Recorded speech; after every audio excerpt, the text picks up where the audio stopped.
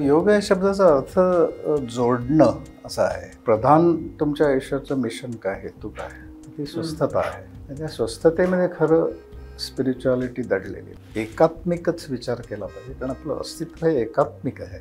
आपण फक्त शरीर नाही, फक्त मन नाही, फक्त बुद्धी नाही, एकत्रितपणे संपूर्ण आहोत. सध्याचा काळ असा आहे ना की ज्याच्यामध्ये लोकांपाशी पैसे आहेत, बाकी सगळ्या सुविधा आहेत, पण वेळ नाही आहे. म्हणून आत्ताच्या काळामध्ये ज्याच्यापाशी भरपूर वेळ आहे तो श्रीमंत आहे. अहंकार म्हणजे मी मोठा आहे असं वाटणं, हा जसा मीपणा आहे, तसा मी आहे त्याच्यापेक्षा कमी वाटणं, हा सुद्धा मीपणाच आहे. प्राणायाम अशा प्रकारे केला पाहिजे की ज्याच्यामुळे मला ती दृष्टी साफ व्हायला आणि सत्य दिसायला मदत होईल.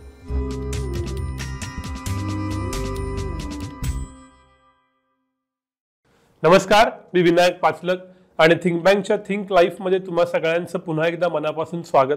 आज आपण चर्चा करणार आहोत, समजून घेणार आहोत योग गुरु डॉक्टर समप्रसाद विनोद यांच्याकडून.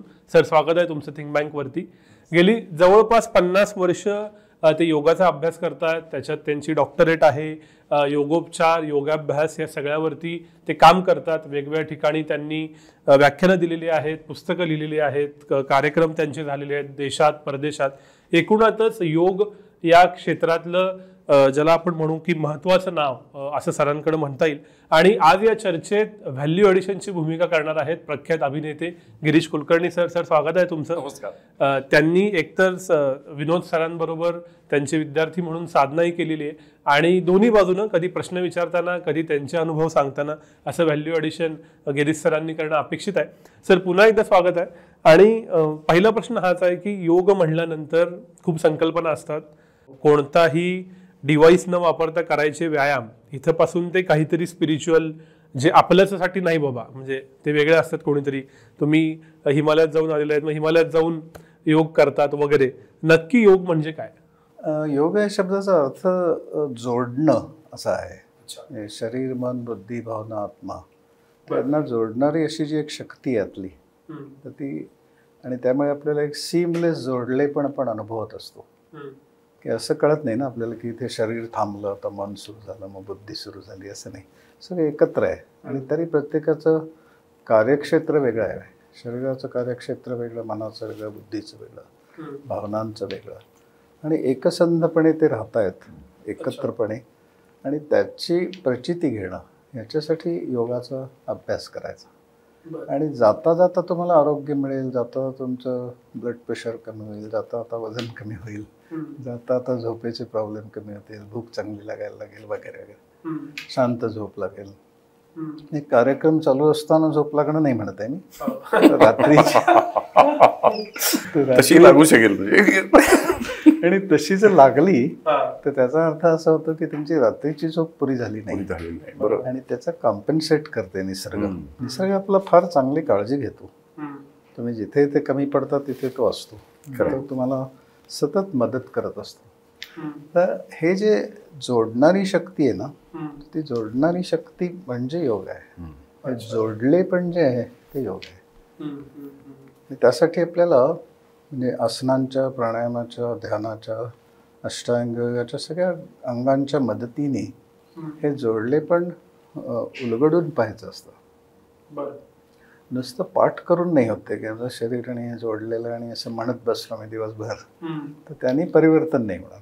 परिवर्तन माझ्यामध्ये कशाने होईल? तर मला बोध झाला तर परिवर्तन होईल. कुठल्याही गोष्टीचा माझ्या डोक्यात प्रकाश पडला म्हणजेच बोध झाला, तर मला दृष्टी मिळेल जगण्याची.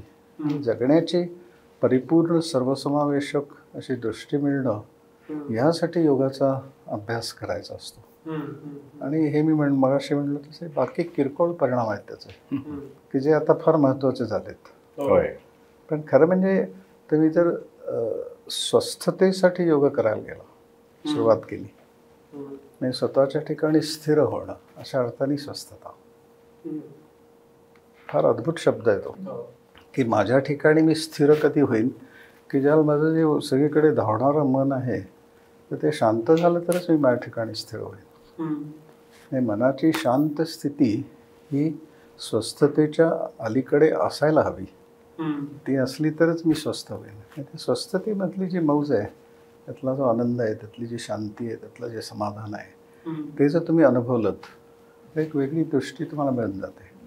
आणि त्यासाठी आसनं अशा प्रकारे केली पाहिजेत की ज्यामुळे मला तो एकसंधपणा कळायला मदत होईल. प्राणायाम अशा प्रकारे केला पाहिजे की ज्याच्यामुळे मला त्याची ती दृष्टी साफ व्हायला आणि सत्य दिसायला मदत होईल. कारण जोडलेपण हे काही आपण निर्माण केलेलं नाही, ते आहेच. म्हणून फार त्याला सुद्धा शब्द म्हणजे आपली षड्दर्शनं आहेत, तर त्यात योग याला दर्शन म्हणलंय. हे कुठलेही शब्द कुठेही वापरत नाहीत, ते नेमकेपणा त्याच्यामागे काहीतरी हेतू असतो. जसं स्वस्थता आहे की स्वतःच्या ठिकाणी स्थिर होणं म्हणजे स्वस्थता आहे. आणि तसे तर तुम्ही झालात तर शरीर मन बुद्धी हे सगळं एकसंधपणा जो त्यांचा आहे तर त्याचा आविष्कार तुमच्या जीवनात व्हायला लागेल. म्हणजेच तुम्हाला परिपूर्ण आरोग्य मिळेल आणि तुमचा वावर जो जगातला आहे तो अधिक अर्थपूर्ण होईल, अधिक चांगला होईल, अधिक मिनिंगफुल होईल असं. आणि तो जर झाला तर तुम्हाला भौतिक पातळीचं यश असं काही फार मोठा अवघड नाही वाटणार, पण तो तुमचा प्रधान हेतू राहणार नाही. प्रधान हेतू तुम्हाला ती स्वस्थताच राहील. कारण ज्याला चव त्याची कळली तो सगळी त्याची प्रवृत्ती तिकडेच होणार, बस बाकी सगळ्या गोष्टींकडे गौणत्वानी बघणार.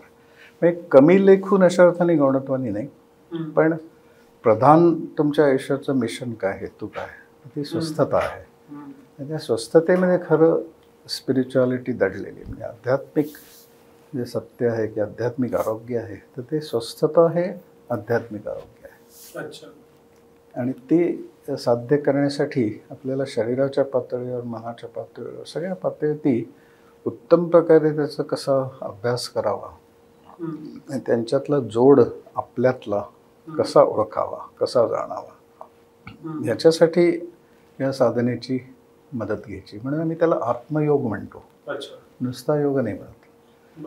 तर आपल्यातल्या चैतन्याची आपल्याला त्याचं दर्शन घडणं, त्याची प्रचिती येणं आणि त्याच्या हातात आपल्या आयुष्याची सूत्र जाणं.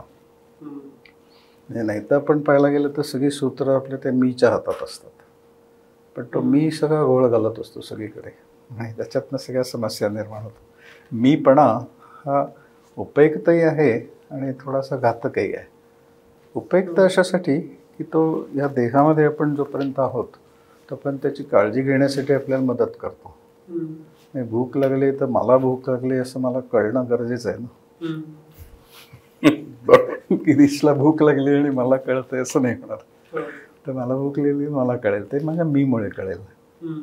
तहान लागली तर ते कळेल, झोप आली तर कळेल, फिरायला जायचं तर कळेल. तर ते जे आहे ते मला कळणं ही जी प्रक्रिया आहे तर ती महत्त्वाची आहे ना. त्यासाठी मला मीची मदत होते. पण हा मी ज्याला ओव्हरपॉवर करतो आणि सगळी सूत्र त्याच्या ताब्यात घेतो आणि त्याची खरी कुवत नाही आहे ती. त्याची कुवत काय आहे, माझ्या या देहातलं जे चैतन्य आहे त्याच्या मदतीने हे सगळं 70, 80, 100 जे काही वर्ष असतील त्या देहाचं अस्तित्व तोपर्यंत त्याची काळजी घ्यायला मदत करणं एवढंच त्याचं काम आहे. पण तो ज्यावेळेला त्याच्या क्षमतांच्या पलीकडे जाऊन आपलं महत्त्व प्रस्थापित करायला जातो त्यावेळेला तो त्रासदायक मीपणा होतो आणि त्याचे सगळे दुष्परिणाम आपण अनुभवतो.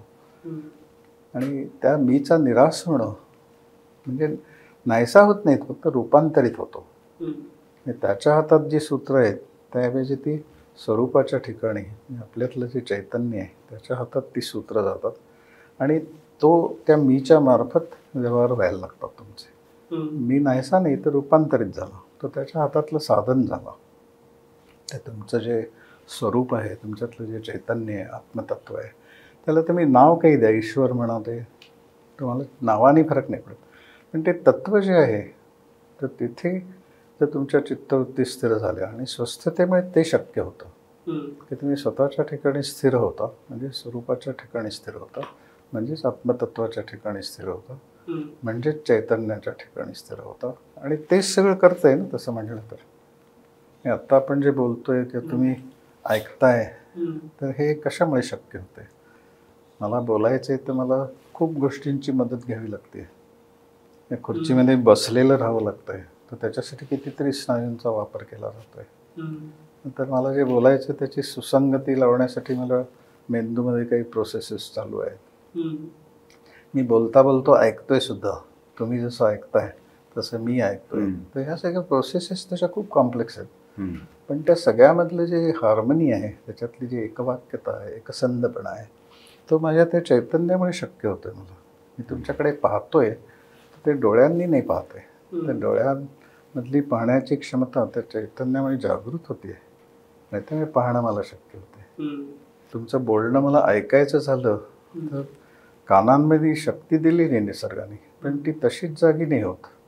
तर त्याला चैतन्य असावं लागेल. मृत व्यक्ती जे असेल तिची सगळी अवयव जागच्या जागी आहेत, पण चैतन्य नाही. तर डोळ्यांनी पाहू शकणार नाही, कानाने ऐकू शकणार नाही, बोलू शकणार नाही, वास घेऊ शकणार नाही, काहीच हालचाल करू शकणार नाही. म्हणजे मग प्रधान काय आहे आपल्या आयुष्यातलं? तर ते चैतन्यच प्रधान आहे. म्हणजे ज्याच्याशिवाय तुमचं काही चालत नाही अशी जी शक्ती असते ती नेहमी महत्त्वाची असते. त्यामुळे आता तुमचं थिंक बँकचं चालू आहे, तर त्याच्यामध्ये तुम्ही आणि तुमचे सहकारी मिळून हे सगळे मिळून ते केलं जातं आहे.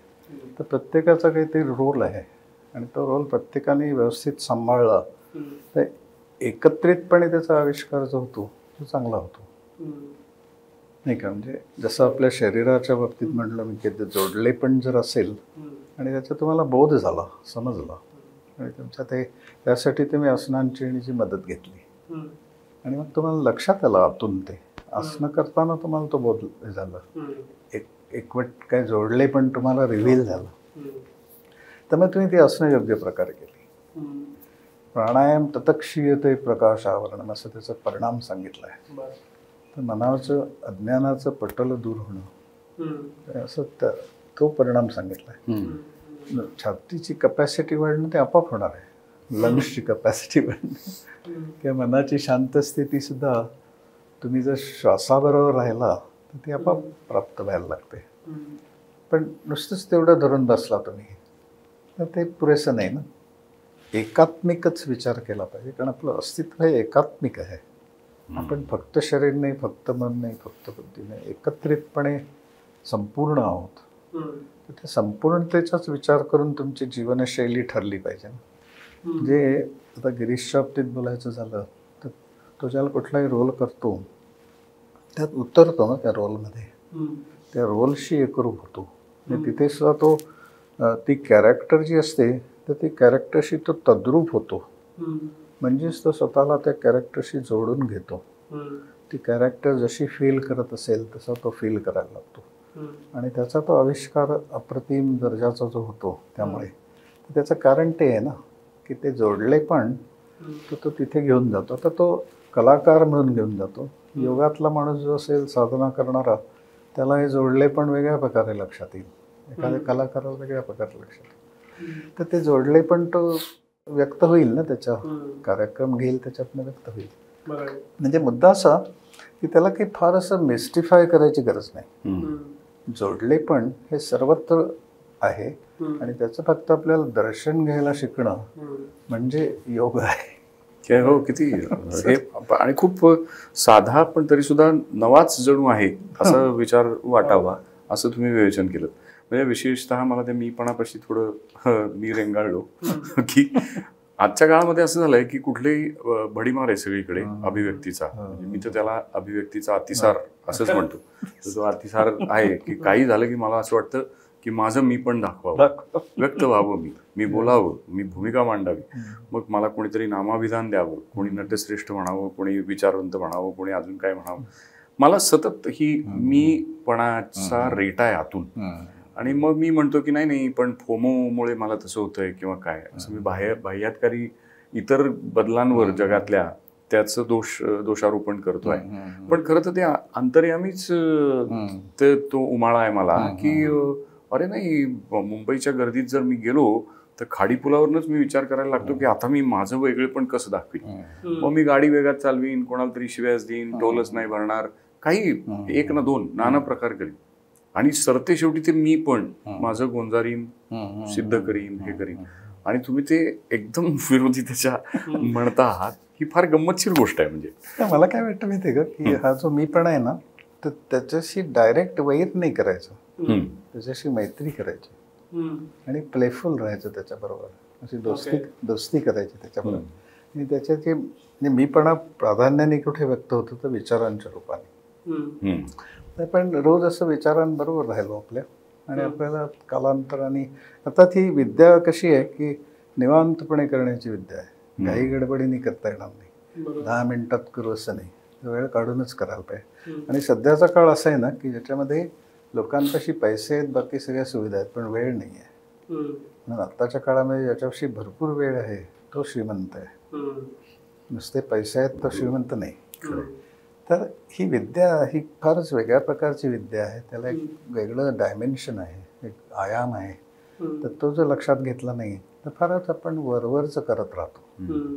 म्हणून त्या अर्थाने हा जो मी आहे त्याच्याशी आपण मैत्रीच केली, कारण तो खूप आयुष्यामध्ये आपल्या समस्या निर्माण करतो. मीपणा आणि तो 2 प्रकारचा असतो. म्हणजे अहंकार म्हणजे मी मोठा आहे असं वाटणं, हा जसा मीपणा आहे, तसा मी आहे त्याच्यापेक्षा कमी वाटणं हा सुद्धा मीपणाच आहे. अच्छा.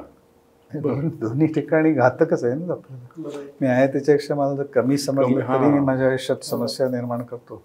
मोठा आहे समजलं तरी समस्या निर्माण करतो. मोठा आहे समजलं तरी लोकांना दुःखत सुटतो, त्यांचे अपमान करतो, त्यांना हीन लेखतो, त्यांना वागणूक तशी देतो. त्यामुळे ते कधीतरी संधी शोधत राहतात वचपा काढायची. त्यांना ज्याला अपॉर्च्युनिटी त्याला ते उफाळून म्हणजे समस्या निर्माण करतो तुम्ही. खरं. त्यामुळे तुमचं काही त्याचा अर्थच राहत नाही तुमच्या आयुष्याला असं. सर पण मला मूळ या प्रश्नावरती यायचं आहे की हा जो शरीर आणि मनाचा जोड आहे हा निदान तरुण वयात किंवा जेव्हा आपण खूप काम करत असतो तेव्हा तो गृहीतच धरला जातो की चालू आहे ना सगळं, मग परत त्या शरीर आणि मनाच्या जोडासाठी काय करायचं. आणि चैतन्य परमात्मा हे सगळं म्हणजे फिलॉसॉफी बघू म्हातारं झाल्यावर वानप्रस्थाश्रमात. आणि मग कधीतरी अँझायटी झाली, कधीतरी काहीतरी मेंटल डिसऑर्डर झाली किंवा कधीतरी सायकोसोमॅटिक काहीतरी झालं की मग समजतं की अरे हे असं काहीतरी असतं. मुळात सायको म्हणजे शरीर आणि मन यांचा एकमेकांवर परिणाम असतो. तोपर्यंत वी जस्ट ॲझ्युम इट. तर मग ह्याचं काय करायचं, म्हणजे चालू तर असतंच ना. हा म्हणजे त्यासाठीच ते आसनांची मदत घ्यायची ना, प्राणायामाची मदत जी घ्यायची त्यासाठी घ्यायची. आणि आपण आत्ता जे जगतोय आणि त्याचे जे काही आपल्या आयुष्यात प्रश्न निर्माण होत आहेत तर त्या प्रश्नांचा जर आपण सखोल अध्ययन केलं, अभ्यास केला, निरीक्षण केलं आणि त्यातनं आपल्याला असं लक्षात यायला लागलं की अरे खरंच मी हे आगाऊपणाने वागलो म्हणून माझं प्रश्न निर्माण झाला आणि मी अगदीच पडतं घेतल्यामुळे प्रश्न निर्माण झाला. हे दोन्ही आयाम माझ्या जीवनाचा अभ्यास करताना उलगडले तर त्यातनं मला एक दृष्टी मिळते ना.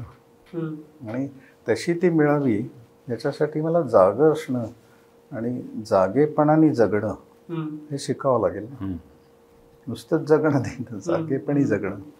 आणि बहुतेक सगळेजण जागेपणी सुद्धा झोपलेलेच असतात, अर्धवट झोपेत असतात. त्यामुळे परसेप्शन ऑफ रियालिटी जे सत्य आजूबाजूला क्षणाक्षणाला जे व्यक्त होत आहे तर ते मला कळतच नाही. कारण मी झोपलेलाच आहे अर्धवट. माझ्या जाणीवा तेवढ्या विशाल आणि समृद्ध आणि सखोल झालेल्या नाही, त्यामुळे मला कळतच नाहीत गोष्टी. अज्ञानानेच मी ग्रासलेला राहतो. ते मला जर सत्यच कळलं नाही, आणि सत्य म्हणजे असं खूप हवेतलं नाही म्हणता येईल, छोट्या छोट्या गोष्टींमधलं सत्य असतं. की आता इथे हे एक वातावरण आहे या स्टुडिओमध्ये तर त्याचं काही क्लायमेट आतलं निर्माण झालं आहे तर त्याच्याशी माझं समायोजन कसं होतं आहे त्याच्यावरती माझी आतली स्थिती अवलंबून राहील. समायोजन जर व्यवस्थित झालं तर माझी आतली स्थिती कम्फर्टेबल राहील. म्हणजे आज जर तक्रारीचा भाव म्हटला तर ते समायोजन झालं नाही, संघर्ष सुरू केला, मग त्याची अभिव्यक्ती तशाच प्रकारे. म्हणून सांगण्याचा हेतू असा की ह्या थोडे सूक्ष्म जरी गोष्टी वाटल्या तर त्या अतिशय प्रेशस मूल्यवान आहेत. त्यामुळे त्याच्यासाठी वेळ काढून ते व्यवस्थित शिकलं पाहिजे. व्यायाम म्हणून करणं वेगळं आणि साधना म्हणून करणं वेगळं. व्यायामाचे परिणाम तुम्हाला पटापटा मिळतील. माझ्या मुलाची माझ्या इथे जिम आहे, आम्ही जिथे राहतो तिथे, तर त्यात सगळं पटापट वजन बिजन कमी करणं चालू असतं.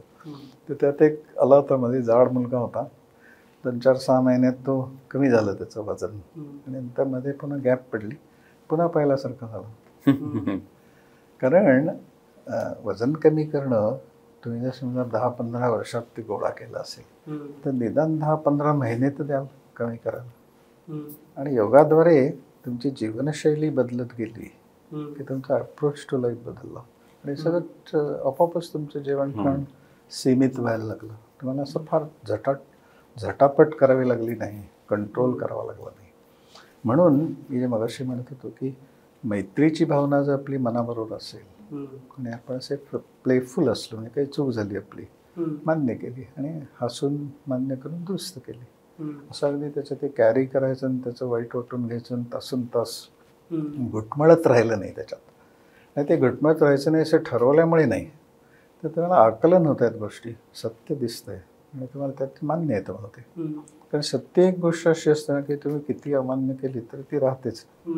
की आता माझ्या क्षमता आणि माझ्या मर्यादा आहेत मी ओळखलेल्या असतील, माझ्या क्षमतांमध्ये राहिलो आणि मर्यादांमध्ये राहिलो तर मला अडचणीच कमी येतील ना मुळात.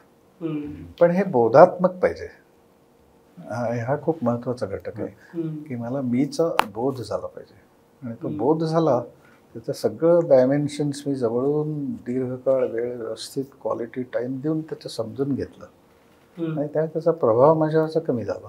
आणि मला हे रिअलाईज झालं की अरे त्याच्यामुळे माझ्या आयुष्यात समस्या येतात आणि ते रिअलाईज झाल्यामुळे त्याचा प्रभाव कमी झाला.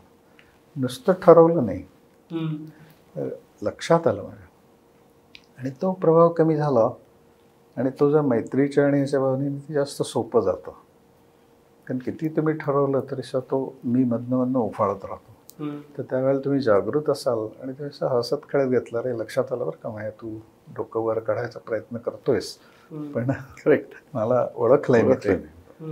त्यामुळे तो त्याची हे कमी होते, त्याचं धार कमी होते, जोर कमी होतो. आणि मग ते कमी व्हायला लागलं की याचा जोर वाढायला लागतो आपल्या स्वरूपाचा आणि त्याच्या हातात सूत्र आपोआपच जातात. बरं. आणि मग सगळं जगण्याची शैलीच तुमची बदलून जाते पूर्णपणे. आणि ते होणं याच्यासाठी योग साधना आहे. वजन बिजन आपोआप कमी होईल. हे खरंच जाता जाता मिळणारा प्रसाद आहे तो. त्याच्यासाठी वेगळं काही करायची गरज नाही, फक्त अभिजात पद्धतीने योग साधना केली पाहिजे, क्लासिकल पद्धतीने. आत्ता आपण जे बोलतोय ते क्लासिकल फॉर्म त्याचा बोलतोय.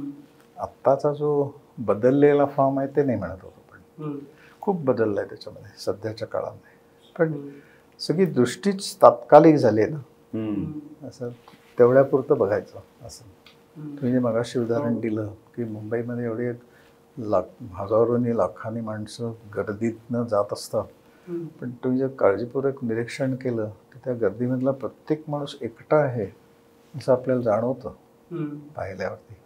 काहीच त्यांच्यात कनेक्ट असंच काहीच नसतं. मला असा प्रश्न पडतो की साधना म्हणजे नक्की काय? कारण बाकीच्या ठिकाणी दिसतो ना रिझल्ट. मला सर्दी होती, काल मी गोळी घेतली, बरा झालो, अजून एक गोळी घेतल्यावर पूर्ण बरा होईल. याच्यात रिझल्ट्स एकतर इनटँजिबल, ते स्वतः शोधायचे, त्याला कदाचित काही महिने वर्ष जातील. अशा वेळेला रिपिटेटिव्ह एखादी गोष्ट करणं आणि साधना करणं याच्यात काय फरक आहे? माझ्या मते डोळसपणाने जगायला शिकणं म्हणजे खरी साधना आहे. सत्य बघायला शिकणं माझ्यातलं आणि आजूबाजूचं, मी फंडामेंटल ट्रुथ्स बघायला शिकणं आणि त्यासाठी याची मदत घेणं. आता आसनांच्या बाबतीत तुम्हाला सांगतो की भगवान पतंजलींनी जी सूत्र सांगितली ती इतकी फंडामेंटल आहेत की माझ्या आत्ता आपण इथे बसलोय तर समजा मी खात्री करून घेतली की मी स्थिर आहे, म्हणजे मला तोल जाणार नाही, तर ती खात्री आहे समजा मला, तर सुखकारक आहे. आता मी थोडीशी ॲडजस्ट केली माझी पोझिशन, ती का केली तर सुखकारक स्थिती खात्री करून घेतली. मग प्रयत्न शैथिल्य ॲट इज आहे मी. आता प्रयत्न शैथिल्य हा सुद्धा खूप चिंतनाचा विषय आहे की प्रयत्नपूर्वक केलेलं शिथिलीकरण नाही, तर प्रयत्न प्रक्रियेचं झालेलं शिथिलीकरण. आणि तिथे तो मीचा संबंध येतो. ते सगळे प्रयत्न जे असतात तर ते मी मार्फत केले जातात. त्याचा असा एक ताण निर्माण होत असतो शरीरामध्ये. पण आता ही प्रयत्न प्रक्रिया आहे आणि त्याचा आविष्कार प्रयत्नांच्या रूपाने होतोय आणि त्यांनी माझ्या आयुष्यात प्रश्न निर्माण होत आहे, ते सांगणं आणि अनुभवणं यात फरक आहे ना. हे मला जर अनुभवाला आलं तर त्याने मला दृष्टी मिळेल, नाही तर मिळणार दृष्टी. हे पण नुसतं सांगत राहील. म्हणून माहिती, ज्ञान आणि बोध याच्यामध्ये फरक केला पाहिजे. माहिती म्हणजे नुसती माहिती घेतली मी. ह्या कार्यक्रमाला उपस्थित असणारी जी लोक असतील प्रेक्षक, तर त्यांनी यातनं प्रेरणा घेऊन जर अभिजात योग साधना शिकायची त्यांच्यात उत्सुकता निर्माण झाली तर ते खऱ्या अर्थाने हे झालं ना, परिणाम त्याचा साधला गेला. नुसतंच ऐकलं, माहिती गोळा केली, पण प्रेरणा काही मिळाली नाही. पण मी असा प्रयत्न कायम करतो की माझं कुठे कुठे भाषण वगैरे झालं तर मी त्या स्टेजवरनं असं लक्षात येतं की अंतर फार आहे ऑडियन्स आणि माझ्यामध्ये. तर त्यामुळे काही काही वेळेला खाली उतरून त्यांच्यात असं फिरत फिरतच बोलतो, कारण मला त्यांच्याशी संवाद साधायचा असतो. त्यांना इन्फ्लुएन्स नसतं करायचं, ते इन्स्पायर करायचं असतं, प्रभावित नसतं करायचं, प्रवृत्त करायचं असतं. कारण त्यात त्यांचं हित सामावलेलं आहे ना. प्रवृत्त झाली ती साधनेसाठी तर त्याचं एक समाधानही मला वेगळं मिळेल. नुसतंच प्रभावित करतोय तर प्रभाव किती काळ टिकणार ना. आणि तो प्रभाव शब्दांचा असतो, त्या व्यक्तित्वाचा असतो, त्या अवस्थेचा असतो. पण प्रवृत्त होणं म्हणजे तो इन्स्पायर होणं, मोटिवेट होणं हे माझ्या दृष्टीने जास्त महत्त्वाचं आहे. पण आता म्हणजे दोन गोष्टी मला आपण पुढे पुढे चाललोय आणि ते इतका ओघ येतो की काय काय गोष्टी रिव्हील होत आहेत. खरं सांगायचं दोन गोष्टी तुम्ही म्हणालात की ह्या मीचं जे काही नियमन आहे एका परीनं ते करायचं म्हणजे काय तर विचारांशी मैत्री करायची होती. पण आत्ताच्या काळात मला तर असं वाटतं की स्वतःपाशी म्हणजे स्वतःला स्वयंविचार करण्याची पात्रता मनुष्यापाशी आहे असं जणू आम्ही विसरूनच गेलो आहोत. कारण आम्ही सतत कोणा ना कोणाचा तरी विचार उधार उसनं घेतो आहोत आणि त्या योगे आम्ही हे करतो आहोत. म्हणजे त्याच्या मग कधी त्याला पिअर प्रेशर म्हणतो आहोत, कधी अजून काय कधी काय असं सगळं होतंय. म्हणजे स्वतःची विचार करण्याची क्षमता आम्ही वापरतोय की नाही हाच मुद्दा मुळात. आणि असं असताना त्या मीचा उदो करणारा किंवा त्याचा जागर करणारा कुठला विचार आहे, त्याची कुठल्या मग याच्याशी मैत्री करायची म्हणजे हे खूप कॉम्प्लेक्स नाही होते. नाही आहे कॉम्प्लेक्स, पण त्याची जी परिणती आहे त्यातनं मिळणारी स्वस्थता आहे, शांती आहे, समाधान आहे, होय, ताणाचं अखंड होणारं नियोजन आहे, तर परिस्थितीचं तुम्हाला सतत भान आहे, त्याच्याशी कसं रिलेट व्हावं याचा एक आतून सेन्स डेव्हलप होतोय. आणि ती जी मास्टरी आहे तर ती प्रत्येक क्षेत्रात आहे. योगाचंच असं नाही म्हणत मी की कलेच्या क्षेत्रामध्ये तुम्ही त्याच्यात एक 10-15 वर्ष काढली, वेगवेगळे रोल केले की तुम्हाला एक त्या याची मास्टरी येते ना. आणि त्याची अभिव्यक्ती प्रत्येक पुढच्या टप्प्यावर होत राहते आणि अधिकाधिक तुम्ही प्रगत होत राहता. तर तसं ह्याचं सुद्धा आहे ना. मला काय वाटतं की खूप फंडामेंटल ज्या गोष्टी आहेत ना, मूलभूत गोष्टी त्या जर कळल्या तर बाहेरचा तपशील आपाप it takes care of itself. असं म्हणजे मला आता स्थिरता, सुखदता, प्रयत्न, शैथिल्य हे आसनं करताना जमलं तर मला इतर वेळात ते सहज घेऊन जाता येईल. आणि त्याच्यात अजून एक सांगतात ते पतंजली की अनंत समापत्ती. अच्छा. म्हणजे माझ्यातल्या अनंततेची मला प्रचिती आली. क्या बात आहे. ती अनंतता माझ्यातली कशी आहे, कधी मला प्रचिती येईल तर मन शांत झालं तर प्रचिती येईल, मी शांत झाला तर माझ्यातल्या चैतन्याच्या अस्तित्वाची जाणीव होईल. आणि मला असं लक्षात येईल की अरे हे चैतन्य तर सगळीकडेच दिसतंय, तर ते चैतन्य माझ्यातलं काही वेगळं नाही आहे. आणि ही जी त्याच्याशी असणारं जे माझं नातं आहे ते जर मला उलगडलं, ते जर कळलं, तर जगण्याचं परिमाणच बदलून गेलं ना सगळं. तर त्यासाठी जे जरी कठीण वाटलं, थोडंसं अवघड वाटलं, थोडं कॉम्प्लिकेटेड वाटलं, तसं मला असं वाटतं की ज्या खूप प्रेशस गोष्टी असतात तर त्या करायच्या तर त्याला त्या टाईपचं काम करावंच लागतं. सर पण या सगळ्याचं मूळ जे आहे ते असं दिसतं एक प्रकारे की मनावर नियंत्रण म्हणू शकतो किंवा त्याच्याबद्दल सजगता निर्माण करणं असू शकतो. तर मी कुठेतरी वाचलेलं की विचार येणं आणि विचार करणं म्हणजे काही काही विचार येतात, आपल्याला त्याच्यावर कंट्रोल नसतो आणि आपण विचार करतो, आणि या सगळ्याचं नियमन किंवा या सगळ्याबद्दलची सजगता योगातून येते. तर हे नक्की काय आहे हे समजून घ्यायचं. म्हणजे कसं की आता मी समजा इथे बसलो आणि साधी एक ॲक्शन तुम्हाला दाखवली, समजा की असा मी असा पाय हलवू शकतो असा, किंवा मी असं शांत झालो, रिलॅक्स बसलो आणि ती ॲक्शन होती म्हणजे पाय उचलण्याची, तर ती मी आतून अशी फील करतोय आणि माझं मन त्या ॲक्शन बरोबर आहे आणि ॲक्शन करतोय, तर त्या ॲक्शनशी मी एकरूप झालोय. त्या ॲक्शनची परिणती एका स्थितीमध्ये येते, पाय उचलला जातो आणि तिथे थांबतोय. तर मी ॲक्शनशी जसा एकरूप होतोय तसा त्यानंतर येणाऱ्या स्थितीशी एकरूप राहिलो. तर ही कृती करताना मला एक प्रचिती येऊन जाते की मला मी किती पाय उचलू शकतोय, त्याच्या बरोबर राहील तो कळतं ना. मी आपलं एक साधं उदाहरण देतो. आसनांमधनं सुद्धा ते दाखवता येतं. पण कुठलंही आसन करायला घेतलं, समजा मी असं वाकायला लागलो, ते वाकत असताना त्या बरोबर मी राहिलो, तर मला असं लक्षात येतं अभ्यासाने, माझ्या अनुभूतीने, की अरे हां, ह्याच्या पलीकडे मी जर गेलो तर मला ताण येतो आणि तो असह्य आहे आणि इतपत ताण मला सह्य आहे. मी तिथे राहिलो आणि तिथे रिलॅक्स झालो, तर माझी अंतिम स्थिती जी आहे ती दरवेळेला इम्प्रूव्ह होत जाते आणि मग ती जी आयडियल स्थिती आहे ती येते. पण अडचण काय असते ह्याच्यामध्ये, की सर्वसाधारणपणे माणसं काय करतात की पुस्तकातली आयडियल स्थिती बघतात आणि ती इमिटेट करायला जातात आणि त्यांची क्षमता काय ती बघितली जात नाही. कारण पुस्तकातले फिगर जे असतात ते त्यांनी बरेच वर्ष साधना करून ते शरीर लवचिक केलेलं आणि ते फोटो काढलेले असतात. तर तसं तुम्ही करायला गेलं तर काहीतरी स्नायू ओढला जाणं, मसल पुल होणं, टेंडन टेअर होणं, असल्या काहीतरी दुखापती होतात. म्हणजे एका पुस्तकामध्ये असं रेकॉर्डेड एक घटना आहे की एका माणसाने असं काहीतरी अतिरेकी योगाचा व्यायाम केला आणि त्याचे इथलं म्हणजे ब्रेनस्टेम ज्याला म्हणतात, मानेमध्ये फार महत्त्वाचा घटक असतो तो, तर त्याला इजा झाली आणि त्याचे चारही पाय लोळे पडले. चारही पाय म्हणण्यापेक्षा दोन्ही हात दोन्ही पाय लोळे. त्यामुळे असे अपघात जर टाळायचे असतील तर आपल्याला आपल्या लिमिट्स कळल्या पाहिजेत. आपण त्या लिमिट्समध्ये बिघडलं कुठे. मी सुरुवातीला जे म्हणलो की निवांतपणे करण्याची ही साधना आहे, म्हणून मी ते करायला लागलो. असं शांतपणाने गेलो आणि मला त्यात माझं शरीर आणि मन बरोबर आहे. म्हणजे मला अनुभवातनं जातोय मी, त्या मेकॅनिकली करत नाही, यांत्रिकपणे नाही करत. ते अनुभव घेत घेत जातोय आणि त्याचं समजलं मला की इथे ताण सुरू झाला, इथे सुसह्य आहे, याच्या पलीकडे असह्य आहे, तर मला असह्य करता कामा नये, सुसह्य ठेवलं आणि सुसह्याचे तिथे ते रिलॅक्स झालो. तर मला एक 8-15 दिवसाच्या प्रयोगानंतर असं लक्षात येईल की ते सुसह्यता जी आहे ती माझी अधिकाधिक असह्यतेच्या दिशेने जाते, पण ते मला सुसह्य होत चाललंय. त्याचाच तुम्ही तुमच्या लिमिट्समध्ये जाऊन तुमची प्रगती करताय. आणखीन एक गोष्ट अशी की शरीर आणि मन जोडलेलं असल्यामुळे आपण शरीराच्या पातळीवर जे करू त्याचे पडसाद मनाच्या पातळीवर होतात. मनाचंही ट्रेनिंग त्यात होऊन जातं.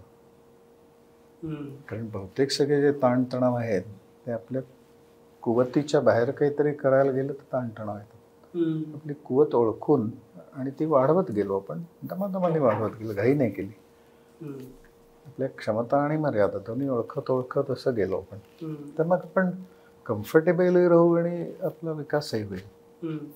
आणि ते आपल्या कम्फर्ट झोनमध्ये राहणं आणि हे साध्य जर करायचं असेल तर आपल्याला आपल्या बरोबर राहायला शिकायला पाहिजे ना. म्हणून सजगतेने जगणं, जागेपणी जगणं, हे जागं असताना सुद्धा जागेपणी जगणं असं मी म्हणतोय. ते एका वेगळ्या अर्थाने म्हणतोय की तुम्ही जागृत आहात, तुम्ही सगळं जे घडतंय त्याचं निरीक्षण करताय, त्याचं मर्म समजून घेणं ते तुमचा भर आहे आणि तुम्हाला उत्सुकता आहे जगण्यामध्ये. योग हे काही सगळं हे नको असं म्हणण्याची प्रवृत्ती निर्माण करण्यासाठी नाही आहे. तर सगळ्यातलं एक सूत्र शोधणं आणि त्याच्याशी संलग्न होणं, त्याच्याशी जोडलं जाणं आणि आतलं जोडलेपण आणि बाहेरचं जोडलेपण एकरूप कसं आहे याचं दर्शन घेणं, म्हणून त्याला योग दर्शन म्हणलंय ना. तर पण मला असं विचारायचं आहे की शरीर आणि मन एकरूप असणं, ज्याला इंग्लिशमध्ये म्हणतात की प्रेझेंटमध्ये राहा. मग वेस्टर्न फिलॉसॉफर पुस्तकं लिहितात, पॉवर ऑफ नाऊ, पुढचा विचार किंवा मागचा विचार ह्यानं त्रास तयार होतो, तुम्ही जो स्ट्रेस म्हणताय. खरंच तुमच्या पुस्तकात एकाग्र चित्त असण्याचा उल्लेख आहे, चित्ताचा उल्लेख आहे. असं सतत प्रेझेंटमध्ये राहता येतं का? म्हणजे एकाग्र चित्त राहता येतं का? नाही तर आपण तर जातोच ना दर 5 मिनिटानं. आत्ता मी जरी इंटरव्ह्यू असतो तरी क्षणभर मला कुठलं तरी पुढची अपॉइंटमेंट आठवते, क्षणभर मला कुठला तरी मागचा इंटरव्ह्यू आठवतो. तर एकाग्र चित्त खरंच जास्तीत जास्त वेळ राहता येतं का? आणि येत असेल तर कसं? आता ते मी जे उत्सुक असेल, आत्ता मला समजा हे प्रश्न विचारले जाते, मला आवडत असेल ते आणि मजा येत असेल, ते आनंद मिळत आहे त्याच्यातला, तर मी आपोआप एकाग्र होईल. पण मला ते आवडत नसेल, ते कशाला घेऊन बसलाय गिरीश असं वाटलं किंवा काय चाललंय असं वाटलं, तर मी आता एक संघर्ष सुरू केला आणि माझं चित्त तिथे नाही राहिलं. मग आणि मग एकाग्र मला करायला लागेल मन नाही करायला पाहिजे वगैरे. पण जिथे गोडी आहे तिथे आपोआप चित्त एकाग्र होतं. म्हणजे मुद्दा असा की ह्या सगळ्या साधनेचा परिपाक काय व्हायला पाहिजे, तर मला जगण्याची खरी गोडी शोधून काढण्याकडे माझी प्रवृत्ती व्हायला पाहिजे. अच्छा. आणि तशी ती व्हायला लागली आणि ते आसनांनी होऊ शकते, प्राणायामाने होऊ शकते, ध्यानाने होऊ शकते. हे उलगडून पाहणं म्हणजे साधना आहे असं. आणि ह्या सत्याचं मी मग असे तो शब्द वापरला की दर्शन, योगाला दर्शन म्हणलंय. तर हे सत्याचं मला दर्शन घडलं पाहिजे, माझ्यातल्या सत्याचं टू बिगिन विथ, आणि लेटर ऑन सगळीकडे ते सत्याचा कसा आविष्कार झाला याचं नुसतं मी दर्शन घेत गेलं. सगळं तुमचं आयुष्यच बदलून जातं, पूर्ण काय त्याचा परिप्रेक्ष्य बदलून जातो, पर्स्पेक्टिव्ह बदलतो. ते जास्त चांगलं नाही का असं. तर हे जे आहे ना, म्हणजे जगण्यात मला रस आहे, मला सगळं समजून, पण रस म्हणजे त्याच्यात वाहत जाणं अशा अर्थाचा रस नाही, समजून घेणं अशा अर्थाचा रस आहे. तर मग अशी जर माझी मानसिकता असेल तर मी पास्टमध्ये जे जे माझ्या घडलं आहे तर त्याच्यातलं जे सार आहे, एसेन्स आहे, तो मी काढीन, त्याचं ॲप्लिकेशन प्रेझेंटमध्ये करून पाहीन. त्यामुळे माझं प्रेझेंट जे कन्वर्ट होतं आहे पास्टमध्ये तर ते चांगलं व्हायला लागेल. कारण मी शिकलो आहे त्यातनं काहीतरी, मला काहीतरी समज आली आहे, मला काहीतरी बोध झाला आहे. आणि त्या बोधदृष्टीने माझे प्रेझेंटमधले प्रश्न मी सोडवायला लागलो तर माझा, कारण प्रेझेंट उलगडेल तसं तसा पास्ट निर्माण होईल ना, आणि मी फ्युचरमध्ये जाईन. पण अशा प्रकारे जर मी जगायला लागलो प्रेझेंटमध्ये तर माझा पास्ट इम्प्रूव्ह होईल आणि जे फ्युचरसाठी माझी पूर्वतयारी होऊन जाईल. पास्टचा अभ्यास केल्यामुळे ही तयारी झाली प्रेझेंटमध्ये राहायची. प्रेझेंटमध्ये मी जर चांगल्या प्रकारे राहायला लागलो तर माझं फ्युचरही इम्प्रूव्ह होईल आणि भूतकाळी नीट. आणि फ्री फ्लो सुरू झाला ना, फ्री फ्लो सुरू झाला. आपण आपलं म्हणतोय त्याला पास्ट, प्रेझेंट आणि फ्युचर, पण खरं म्हणजे तो एकसंध प्रवाहच आहे. त्याचे आपण टप्पे आपल्या सोयीसाठी पाडतोय. ॲक्च्युली काळ असा अखंडच आहे ना. आपल्या संदर्भात पाहिलं तर मी आता 75 वर्षाचं आहे, तर 50 वर्षापूर्वीचं जे झालेलं आहे ते माझ्यासाठी पास झाला. की अजून समजा ईश्वर कृपेने अजून 25 वर्ष जगलो तुमच्या सदिच्छा ईश्वर, आणि तब्येत चांगली राहून, तर ते फ्युचर झालं. पण मी असं त्याच्याविषयी कशाला हे करायचं, विचार करायचा. मी आपलं म्हणलो की ठीक आहे, म्हणजे मी प्रेझेंटमध्ये राहतोय पण त्याच्यासाठी मी बोधात्मकतेतनं प्रेझेंटकडे बघतोय. नाही नुसतं मी पास्ट नाही, मला प्रेझेंटमध्ये राहायचं आहे म्हणून मी सगळं पास्ट सोडून दिलं, फ्युचरचा विचारच नाही केला. तर बेजबाबदारपणा झाला. अच्छा, बर नाही का, की मी काही करणार नाही, कशाची पर्वा नाही करणार. तर बेपर्वा होणं म्हणजे प्रेझेंटमध्ये राहणं कसं असेल, मिनिंगफुल पाहिजे ना प्रेझेंटमध्ये राहायचं. तर त्यातनं काहीतरी मला नाही बरोबर.